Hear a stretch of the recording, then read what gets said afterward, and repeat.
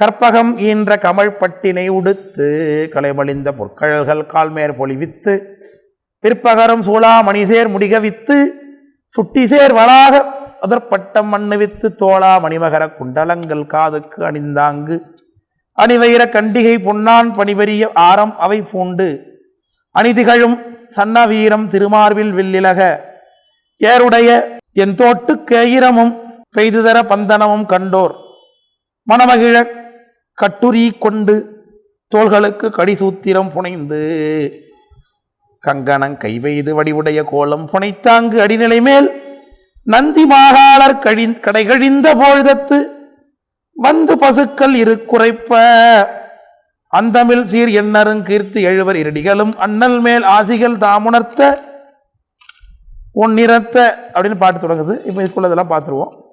சுவாமிக்கு உடை அலங்காரம். சுவாமிக்கு பட்டாடை சாத்துகிறார்கள்.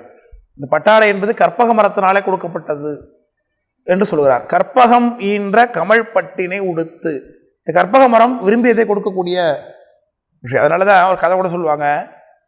ஒருத்தன் மரத்தடியில் படுத்துக்கிட்டே ஏதோ நினச்சது நல்லா காத்திருக்குது, நல்லா சாப்பிட்டா நல்லா இருக்கும். நான் டக்குன்னு சாப்பாடு வந்துருச்சான். சாப்பாடு சாப்பிட்டோமே, சாப்பிட்டு இந்த கட்டில் இருந்தால் நல்லா படுத்துவங்களாம் கட்டில் வந்துருச்சான். நல்லா ஏசி இருந்தால் நல்லா இருக்க வேண்டாம், ஏசி வந்துட்டு கிடச்சதான் எனக்கு திடீர்னு ஒரு புலி வந்து நம்மளை கடிச்சா நல்லா பண்ணுறதா நானும் புலி வந்து கடிச்சது அவ்வளோதான். அப்படி கற்பகம் என்ற அது மாதிரி நினைச்சதை கொடுக்கக்கூடிய மரம் அது. நினைக்கிறதுலையும் சரியானதை நினைக்கணுங்கிறது கதை வச்சிருக்கிறாங்க. கற்பகம் என்ற கமல் பட்டுனார். சுவாமி கட்டுடுத்து பட்டு உடுத்து தோல் போர்த்து பாம்பொன்றார்த்து பகவனார் பாரிடங்கள் சூழ நட்டம் சிட்டராய் தீயேந்தி செல்வார் தம்மை தில்லை சிற்றம்பலத்தை கண்டோம் இந்நாள். அப்புறம் தான் எடுக்கிறார். விட்டிலங்கு சூளமும் வெண்ணோல் உண்டே ஓதுவதும் வேதமே வீணை உண்டே கட்டங்கும் கையதே சென்று காணீர் கமல் சேர்மிடற்று எம் கரை சேர்மிடற்று எம் கபாலியார்க்கே அப்படின்னார். பட்டுடுத்து தோல் போர்த்துனார். சுவாமி பட்டு அணிஞ்சிருக்காரா? இது வரைக்கும் சொன்னதே இல்லையே நீங்க இல்லையா? எப்போ பார்த்தாலும் தோலை உடுத்திக்கிட்டார், புலி தோலை உடுத்தி கொண்டார், யானை தோலை உடுத்தி கொண்டார், அதை உரிச்சு கட்டிக்கிட்டார், இதை உரிச்சு கட்டிட்டாருன்னு சொல்றீங்க.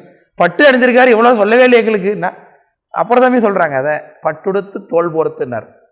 பட்டு அணிந்து கொடுக்குறார் சாமி. பட்டுடுத்து தோல் போர்த்து பாம்பொன்று ஆர்த்து பகவனார் பாரிடங்கள் சூழ நட்டம் சிட்டாராய் தீயேந்தி செல்வார்னர். அப்படி பட்டு உடுத்து கலைமலிந்த பொற்கழல்கள் கால்மேற் பொலிவித்து. இப்போ காலில் என்ன அணிஞ்சிருக்கிறேன்? கலைமலிந்த பொற்கழல். ஆண்களுடைய காலில் அணிந்து கொள்ளக்கூடிய அந்த அணிகலனுக்கு பேர் கழல் என்று பேர். கால்மேல் பொலிவித்து விற்பகரும் சூளா மணிசேர் முடிகவித்து. விற்பகரும் வில்னா ஒளின்னு அர்த்தம். விற்பகரும் சூளாமணி. பொதுவாக சாமிக்கு மகுடம் தலையில் கிடையாது, சிரசு கிடையாது. ஏன்னா மற்ற மகுடங்கள்லாம் ஏத்தனா இறங்கணும். இவர் ஜடாமகுடம் எப்போதும் இறங்காது. அதனால ஆனால் சிறப்பு அலங்காரங்கிறதுனால மகுடங்கள்லாம் உபயம்லாம் பண்ணுவாங்க இல்லையா? அப்படி உபயம் தெரிவித்துக் கொள்கிறார். விற்பகரும் சூளாமணி. சூளாமணினா உயர்ந்தது, இருக்கிறதுலே சிகரமானதுன்னு அர்த்தங்க. ஞானசம்பந்தர சேக்கரார் சாமி பூசுரர் சூளாமணிம்பார். உலகத்தில் உள்ள எல்லா அந்தணர்களுக்கு எல்லாருக்கும் பூசுரர் சூளா எல்லார்களுக்கும் தலைவராக இருக்கிறவர், அவர்களாலே சூடிக்கொள்ளக்கூடியவராக இருக்கிறார் ஞானசம்பந்தன் காட்டுவார். அப்படி சூளாமணி சேர் முடி கவித்துன்னா கிரீடம் வைக்கிறாங்க சிலசிலேன்னு அர்த்தம். முடிகவித்து சுட்டி சேர் வாளாக நுதற்பட்டம். சுட்டி சேர் வாளாக நுதற்பட்டம். நெத்தியில பட்டம் கட்டுறாங்க. பட்டம் கட்டிய சென்னி பரமரோ அப்பர் சாமி எடுக்கிறார் திருமறைக்காடு தேவாரத்தில். இன்னொரு இடத்துல ஞானசம்பந்த பெருமான் பாடினார். சிட்டப்பட்டார்க்கு நல்லூர் பெருமணத்தில் சொல்கிறார். அதில் பட்டம் கட்டும் இறைவனுக்கு இடமாவது நட்டக்கொட்டாட்டாரா நல்லூர் பெருமணம் என்று சொல்லுகின்றார். அதில் பட்டம் சுவாமி நெத்தியில் பட்டம் கட்டி இருக்கிறதாக சொல்கிறார். அதில் அப்படி நுதற்பட்டம், நுதர்னா நெத்தின்னு அர்த்தம். ஆண்களுக்கு பட்டம் கட்டுறது வழக்கம் உண்டு. கல்யாணத்துக்கு கட்டுவாங்க நெத்தியில். சுட்டினா நெத்தியில் தொங்குறது சேர்த்து பட்டம். ரெண்டுமே ஒரே உறுப்பு தான். இங்கேருந்து தொங்க விட்டா சுட்டி, இப்படி கட்டினா பட்டம். அது சுட்டி சேர் பட்டம்னார். ரெண்டும் இருக்குன்னு அர்த்தம். மண்ணு வித்து தோளா மணிமகர குண்டலங்கள். தோளாமணியினர் தோளுதல்னா ஓட்ட போடுறதுன்னு அர்த்தம். தொலை போடுறதே கூட, தொலை போட்டால் அது சிறப்பு இல்லை. அதுக்கு தோளாமுத்தோ அப்படின்னு கேட்குறாங்க. அப்புறம் சாமி கேட்டார், தோளாத செவியோ தொழும்பொரு செவின்னார். நம்மளாம் அது கேட்டார். ஆளாகார் ஆளானாரை அடைந்து உய்யார், மேலா ஆட்செய்து மெய்மையில் நிற்கில்லார். நான் எவ்வளோதான் சொல்கிறது, ஒரு பயலுங்க ஆளாக மாட்டான். ஓ, இந்த பயலுங்க காதலெல்லாம் ஓட்டையே இல்லை போல் இருக்குன்ட்டார் அப்புறம் சாமி. ஆளாகார் ஆளானாரை அடைந்து உய்யார். ஒன்று சாமியை கும்பிட மாட்டான், சரி சாமி கும்பிட்றவனையாவது கும்பிட்றானா அது செய்ய மாட்டான். ஆளாகார் ஆளானாரை அடைந்து உய்யார், மீளா ஆட்செய்து மெய்மையில் நிற்கில்லார், தோளாத செவியோ தொழும்பர் செவி, வாளாமாய்ந்து மண்ணாகி கழிவர். என்ன போகும் அது? ஒரு நாள் கடைசியில் மண்ணாதான் போகுது. அது வாளாமாய்ந்து தேவையில்லாமல் ஒரு வாழ்க்கை வாழ்ந்து மண்ணா போகிறான் அப்படின்னார். அது ஓட்ட விடாததுக்கு அப்படி சொன்னாங்க. தோளாமுத்தின் மணிவாசகர்மன் சொல்லுகின்றார். இங்கே தோளாமணின்னார். மணியில் தொலை போடலைன்னா அப்போ எப்படி இதை கட்டுறது? அப்படியே மேலே பதக்கம் மாதிரி வச்சு கட்ட வேண்டியதுதான். ஒரு மணி ஓட்டம் இருந்தால் கோத்துடலாம், ஓட்டம் இல்லாத போது எப்படி கட்டுறது? அதை மேலே பதக்கம் வச்ச மாதிரி கட்டிட வேண்டியதுதான். சுற்றி ஒரு கவர் பண்ணி அது மேலே ஒரு காது வச்சு தொங்க விட்டுக்க வேண்டியதுதான். அப்படி தோளாமணி மகர குண்டலங்கள், மகரம் மீனை போன்று அமைக்கப்பட்ட குண்டலங்கள் காதுக்கு அணிந்து அங்கு அணிவயிரக் கண்டிகை பொன்னான், அணிவயிரக் கண்டிகைனர். இந்த ருத்ராட்சம், ருத்ராட்சத்தை தங்கத்தில் கோர்ப்பது தான் மிக உயர்ந்தது என்று ஆகமம் சொல்லுகிறது. எல்லாம் பேர் அடியாராக இருக்கிறாங்க. சன்னியானத்தை பற்றி கூட கேட்குறான். சன்னியானம் அவ்வளோ ஆபரணங்கள் போட்டுட்டு இருக்கிறாங்க அப்படி இப்படின்னா அது அந்த பீடத்துக்கு அப்படி அலங்காரம் இருக்குன்னு சொல்லப்பட்டிருக்கு. அவங்க அணிஞ்சிருக்கிறாங்க. இந்த ராஜான்னா அப்படி வந்தால் தான் ராஜா, இல்லை ராஜானே தெரியாது இப்போ எல்லாருக்கும். அதனால் அப்படி வச்சிருக்கிறாங்க. சரி, ஏன் தங்கத்தில் தான் கோத்துக்கணுமானா ருத்ராட்சத்தை தங்கத்தில் கோட்பது தான் உத்தமம் என்று ஆகமம் சொல்லுகிறது. அதுக்கு அடுத்தது வெள்ளி, அதுக்கு அடுத்தது தாமிரத்தில் கோக்கலான்னு சொல்லப்பட்டிருக்கு. தாமிரத்தில் கோக்குறது தான் அதமம், வெள்ளியில் கோக்குறது மத்தியமம், தங்கத்தில் கோக்குறது உத்தமம்னு சொல்லப்பட்டிருக்கு. இப்போ நாம் தங்கத்தில் கோக்காமல் இருக்கிறது ரொம்ப நல்லது. ஏன்னு கேட்டிங்கன்னு வச்சுங்க, இப்போயாவது தேவைப்படும் போது வச்சு எடுக்க முடியும்னா வச்சுங்க, ருத்ராட்சம் கொடுத்துட்டா எடுக்கலாமா வைக்கலாமா, அதுக்கு 10 பேர் தேட்டு போகணும். வேறு ருத்ராட்சம் கொண்டிருக்கேன், தங்கம் காசு தேவையாக இருக்குது, இப்போ தங்கம் அதுக்காக கோத்துறாதீங்கன்னு சொல்லிடுறது. அதுக்காக தான் இப்போ வைக்காமல் இருந்தால் கோத்துக்கலாம் இல்லையா, வச்சு எடுக்கிற நமக்கு எதுக்கு இது அதெல்லாம் இப்போ கழட்டவே வேடான்னு ஒன்று இருக்குன்னா நம்ம அதை போட்டுக்க வேண்டியதுதான். இப்போ நம்ம நிலம் என்னங்கிறது நமக்கே தெரியும். அப்புறம் எதுக்கு நமக்கு இந்த ஆடம்பரலாம் அப்படின்லாம் போட்டுடலாம், இருந்தால் போட்டுக்க வேண்டியது தான். சாமி கொடுத்தாருன்னா போட்டுக்கலாம். அதனால் வெளியில் கட்டிக்கிறது நம்மளை பொறுத்தவரைக்கும் உத்தமம் தான் இல்லையா, என்ன கழட்ட போகிறது இல்லை. மணிமகர குண்டலங்கள் காதுக்கு அணிந்தாங்கு அணிவயிர கண்டிகை பொன்னால் பனி பெரிய ஆரம் அவை பூண்டு. இப்போ எல்லாம் போட்டுக்கிட்டார். கண்டிகை பொன்னால் ருத்ராட்சத்தை தங்கத்தில் கோத்து கட்டிக்கிட்டு இதெல்லாம் சரியா வராது, என்னுடைய ஆபரணம் ஒன்று அந்த பொட்டியில் இருக்கு பாருங்க, எடுத்துருவாங்க. புஷ்கரை தலையை எட்டி பார்க்குது. அது இப்போ நம்ம என்ன இருந்தாலும் நமக்கு அதுதான் கடைசியில். அது பனி பெரிய பனி, பனினா பாம்பு, பெரிய ஆரம், பனி பெரிய ஆரம் அவை பூண்டு அணிதிகழம் சன்னவீரம். சன்னவீரம்னா குறுக்கு சங்கிலி, இப்படி ஒரு குறுக்கு இப்படி ஒரு குறுக்கு போட்டுக்கிறது சன்னவீரம்.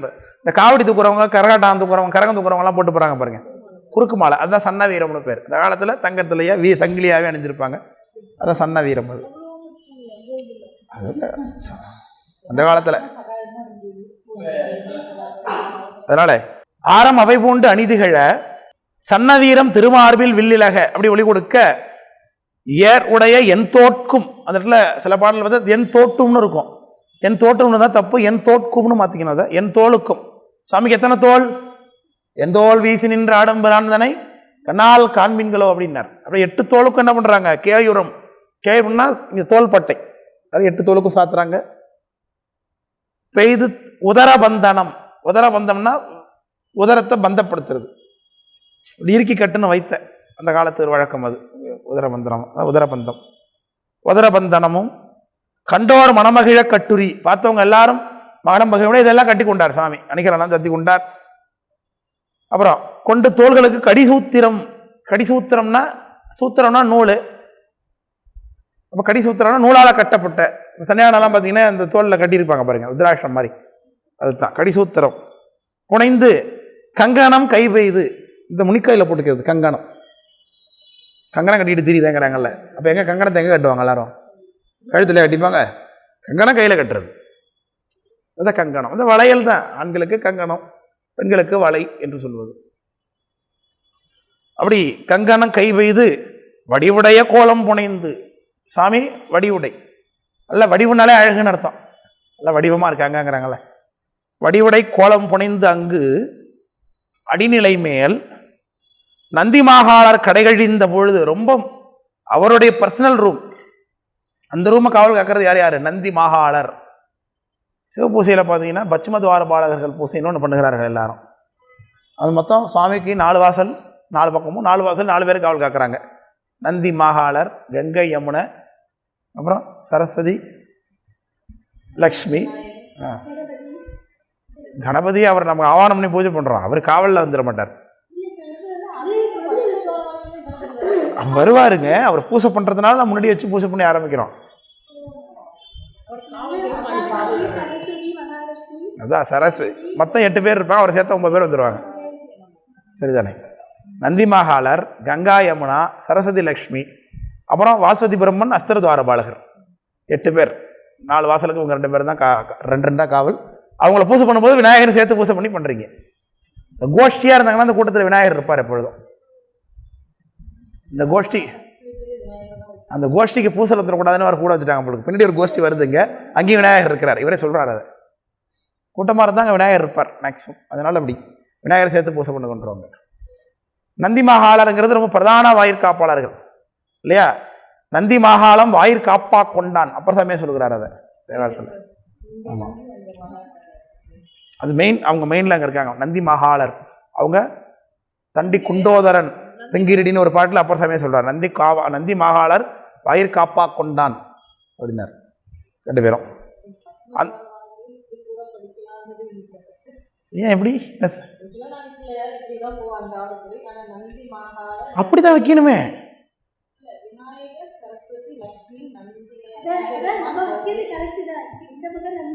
நீ ஆர்டரா வைக்கணும் வேணாம். நந்தி வச்சு மாகாளர் வச்சுட்டு, அப்புறம் சரஸ்வதி லட்சுமி வச்சுட்டு, அப்புறம் கங்கா யமுனா வைக்கணும்.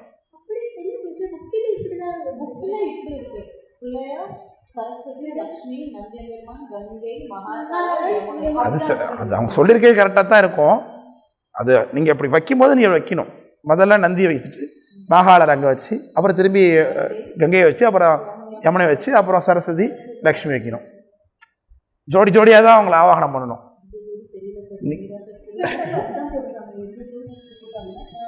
அவங்க நம்ம வச்சது மாரி ஆர்டரில், இந்த இருந்து பார்க்குற மாதிரி ஆர்டர்லேயே போட்டிருப்பாங்க. ஆனால் ஆவாகனம் பண்ணும்போது இப்படி தான் ஆவாகனம் பண்ணணும். நந்தி மாகாளர், லக்ஷ்மி சரஸ்வதி, யமுனா கங்கா, அப்படி தான் வைக்கணுமே. 2 பேராக தான் ஆவாகனம் பண்ணணும். ஆனால் ஜோடி ஜோடியாக தானே காவல் காக்குறாங்க, 2 வாசலுக்கு 2 பேருங்கிறது மாதிரி. அப்படி நந்தி மாகாளர் முதல்ல காக்கக்கூடிய அந்த வாசல் வழியாக வெளில வரார் சாமி. என்ன பண்ணுறாங்க? நந்தி மாகாளருடைய வாசலை கழிந்த பொழுது சுவாமி அங்கு சில தேவர்கள் நின்று கொண்டு சுவாமியை வாழ்த்துகிறார்கள்.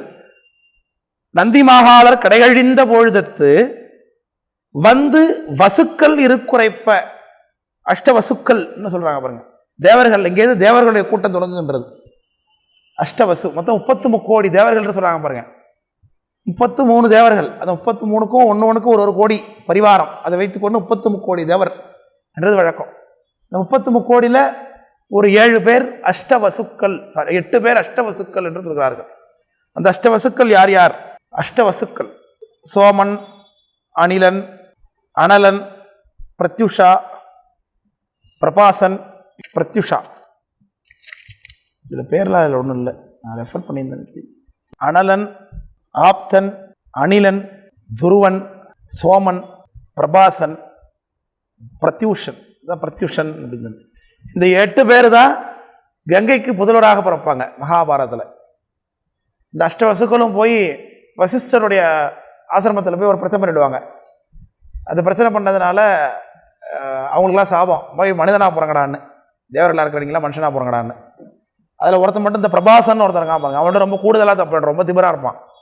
அதனால் சாபவேசனம் கொடுக்கும்போது மற்றவங்களாம் கூட மனுஷனாக பிறந்தோடனே போய் சேர்ந்துருவான், நீ மட்டும் கொஞ்சம் காலம் மனுஷனாக வாழ்விடான். மனுஷனாக வாழ்கிறதா சாபமாக கொடுக்குறான்னா நம்மளாம் இப்போ என்ன வாழ்க்கை?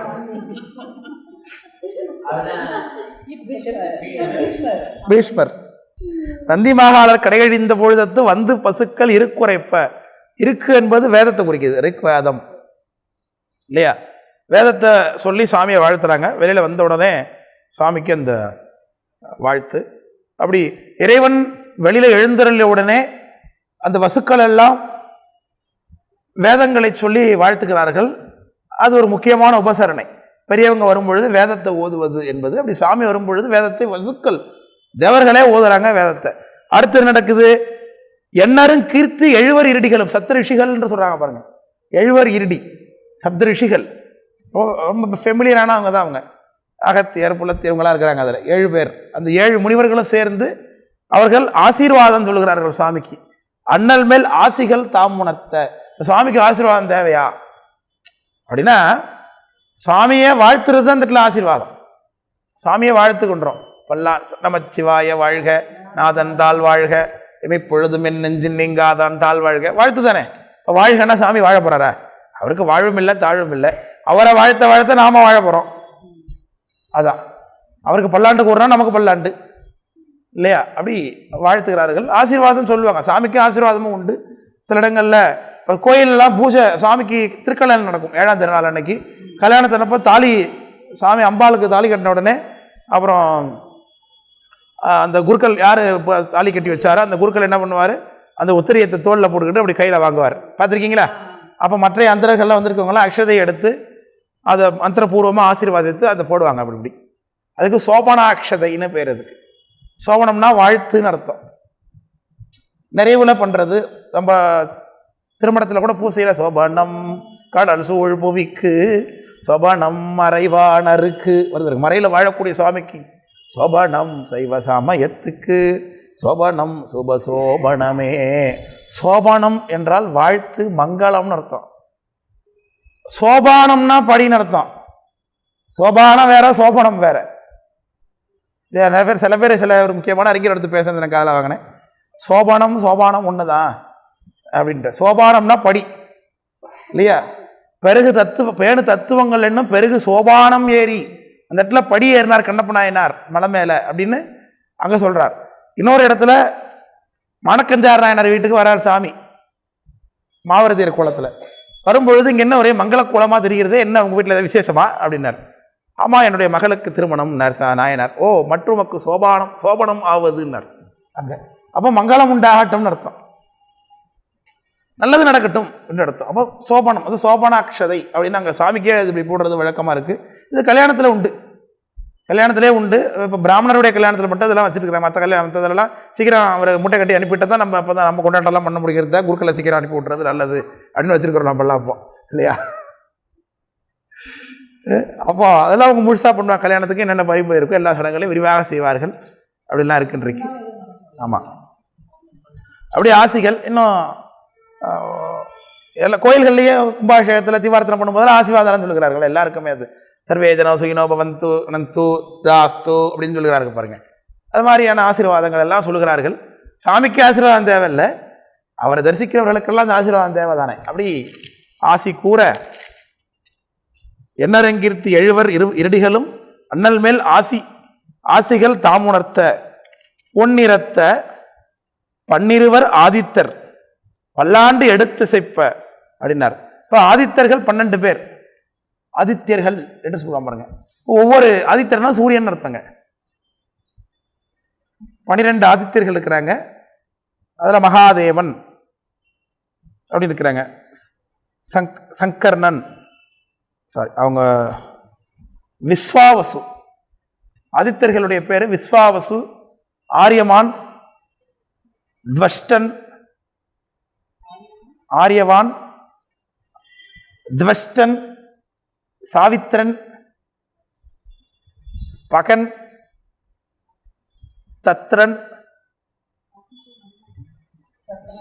தத்ரன், மித்ரன், வருணன், சும்சனி, பூஷன், இந்திரன், விஷ்ணு. இது 12 பேர். இந்திரன், விஷ்ணு, இந்த 12 பேர் 12 ஆதித்யர்கள், சூரியர்கள். இவங்க 12 பேரும், இந்த 12 பேரும் 12 மாதங்களுக்கும் ஆதிக்கத்தோடு விளங்குவார்கள். இது வேற பேர்லாம் கூட இருக்கு. மார்த்தாண்டன் எல்லாம் சொல்லுவாங்க. பாஸ்கரன், மார்த்தாண்டன், அதே ஒரே பேர் தான், ஒரே சொல்லியிருக்கு, வேறு பேர். அதில் விஸ்வாவசு அப்படிங்கிற சூரியன் தான் இப்போ அவனுடைய இல்லை, அது வருடம் வேற. சூரியனுக்கு இது இப்போ விஸ்வாவசுங்கிற சூரியன் தான் இப்போ ஆதிக்கத்தில் இருக்கிறதாக சொல்கிறார்கள் சிலர். ஆனால் ஒவ்வொரு மாதத்துக்கும் ஒரு சூரியன் இருக்கிறான். ஏன்னா ஒவ்வொரு மாத சூரியனும் ஒவ்வொரு மாதிரி தான் இருக்கிறான். இதில் பகன் என்கின்ற சூரியனை தான் சுவாமி தலையில் கூட்டி பல்ல உடைச்சது என்று சொல்கிறார்கள். பரிதிகளில் ஒருவன் பல் தகர்த்து கொண்டார்னார். அப்புறம் தான் பரிதிகளில் ஒருவன் பல் தகர்த்து கொண்டார்னா பல்ல உடைச்சிட்டார். 12 பேரும் போயிருக்கான் யாகத்துக்கு. அதில் ஒருத்த மட்டும் மாட்டிட்டாமல் இருக்கு சண்டை படும்போது. எங்கே போகிறாங்க வானம் குட்டு விட்டாரு, தலையில் தான் குத்திருக்காரு. அதுவும் தலையில் குத்துனோம், வாயில் குத்துனா பல் உடைஞ்சிருக்கலாம் சார், தலையில் குத்திருக்கார். அதை ஞானசம்பந்தர் சொல்கிறார். அதை வெய்ய மாசனம் கையது குட்டிய வெய்யவன் பல் உகுத்தது குட்டியேன்னார். வெய்ய மாசனம் கையது குட்டி, கையில் வச்சுக்கிற பாம்பு குட்டி. அப்புறம் வெய்யவன் சூரியன், அவன் பல்ல எப்படிதான் வாங்கினார், உகுத்தது குட்டி, தலையில் நறுக்கணும்னு வச்சார், பல்லு விழுந்துட்டு. எப்பேற்பட்ட குட்டா இருக்கும் இப்போ இல்லையா? அப்படி பன்னிருவர் ஆதித்தர் பல்லாண்டு எடுத்து இப்போ பல்லாண்டு பல்லாண்டு பல்லாண்டுன்னு சொல்றாங்க இல்லை. ஆறார் வந்தார் அமர உழாத்தில் அன்னுடைய யாதிரைனால் நாராயணன் ஆண்முகன் அங்கி இரவியும் இந்திரனும் தெரார் வீதிகள் தவறு உழாங்கள் திசையனைத்தும் நிறைந்து பாரார் தொல்புகள் பாடியும் ஆடியும் பல்லாண்டு கூறுதுமே என்று சுவாமிக்கு பல்லாண்டு பாடுகிறார்கள். ஆழ்வார்களும் பல்லாண்டு பாடுறதை பார்க்குறோம். திருமாலுக்கு பெரியாழ்வார் பாடுகிறார் பல்லாண்டு பல்லாண்டு பல்லாயிரத்தாண்டு பலகோடி 100,000 மல்லாண்டத்தின் தோல் மணிவண்ணானின் சேவடி செவ்வி திருக்காப்பு என்று அவருக்கு பல்லாண்டு பாடுறாங்க, கண்ணேறு படணும்னு. அதுமாதிரி இங்கே நம்முடைய நாயன்மார்கள் நம்முடைய ஆச்சாரியர்கள் இங்கே பல்லாண்டு பாடுறாங்க. இங்கே பன்னிருவர் ஆதித்தர் பல்லாண்டு எடுத்து சிப்ப ஒன்னிறத்த மண்ணும் அகத்தியன் யாழ் வாசிப்ப.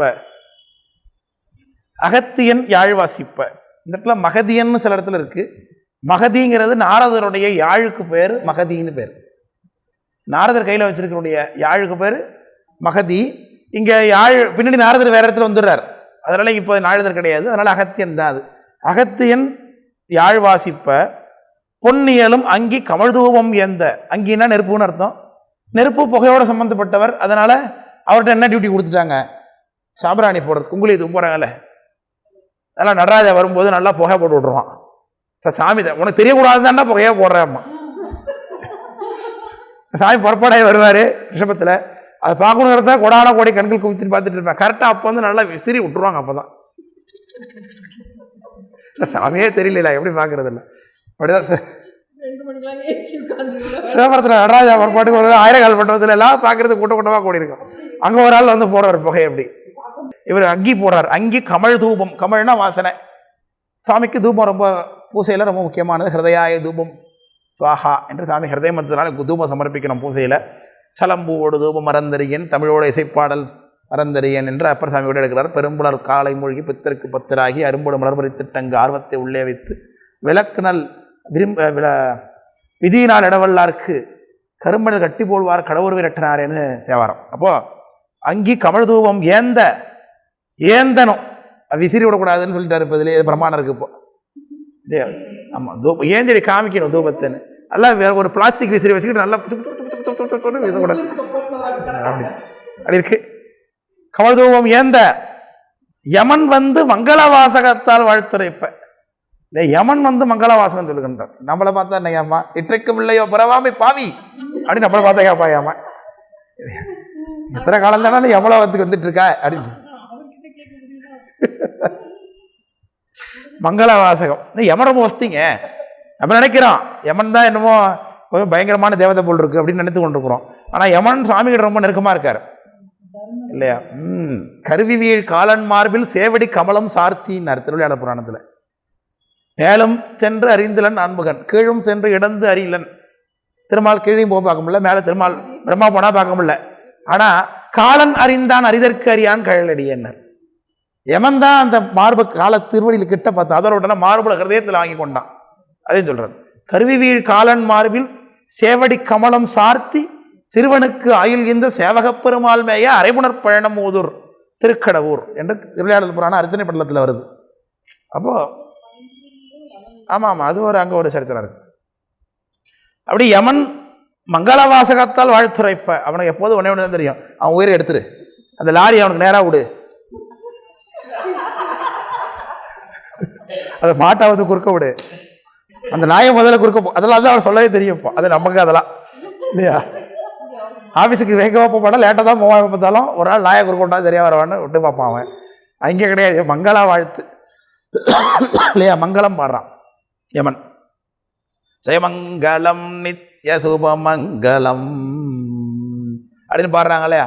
மங்களம் மீனாட்சி சொக்கன் அப்படின்னு பாடுறாங்க. அது மாதிரி இங்கே மங்கள வாசகத்தால் வாழ்த்துரைப்ப செங்கன் நிறுதி முதலோர் நிழற்கலன்கள் எந்த எத்தனை கண்ணாடி அவர் பார்த்துக்கிறது முகத்தை.